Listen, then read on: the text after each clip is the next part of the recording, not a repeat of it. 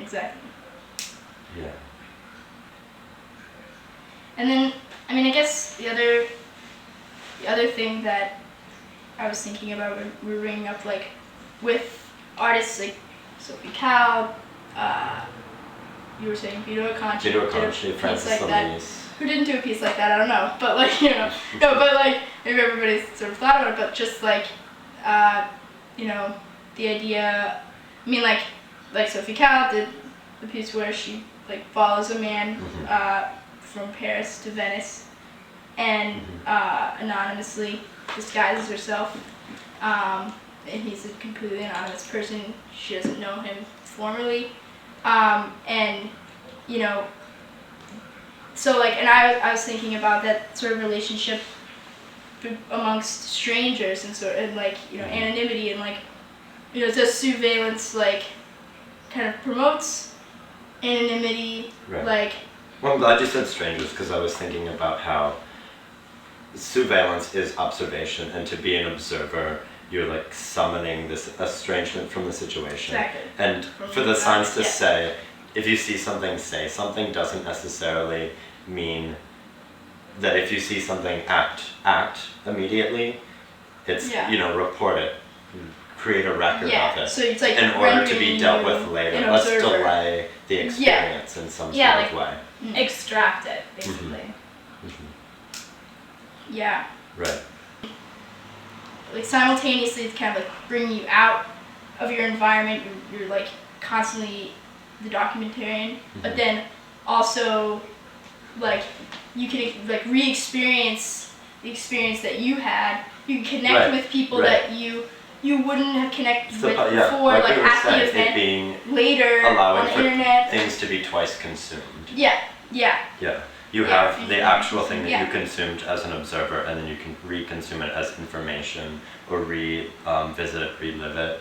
But is the first time, is it like wholly consumed, or is it just like half and half each time? Or like I don't think that it's ever actual. I mean, I don't know. That's the question about hyperreality versus reality. Which one is more?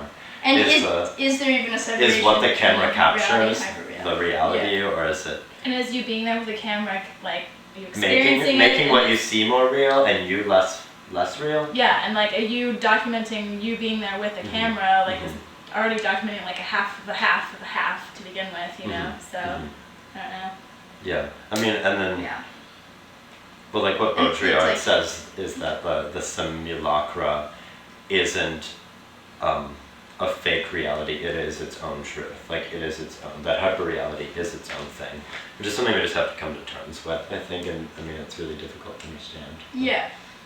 But it's like, you know, it's like, like hyperreality, you know, is more of like, it's like more of just like a concept as opposed to like, as opposed to reality, because it, you know, it's like that sort of suggests this idea that there is one reality, which like, you know, is like not a very like temporary idea. And so like, and I think Sousveillance like completely challenges the notions that there's one reality. So like in conclusion, 20 different people post like 20 different complete realities on the internet. One event. It's all being mediated by so many different perspectives, and it's constantly like in flux, like what the definition is. It's interesting too. Even the medium is mediated. Like just for example, like I've noticed that in Korea, everyone takes pictures with big DSLRs. Right. In Japan, well, digicam is really important. In Japan, everyone takes cell phone pictures, and in China, everyone has a handheld like video camera. Like everyone. Whatever. Like you see pictures of crowds, and they all have like. Yeah, because these certain like devices that are used for surveillance are themselves commodities that are marketed and distributed by higher powers. And certain ones are more popular or whatever.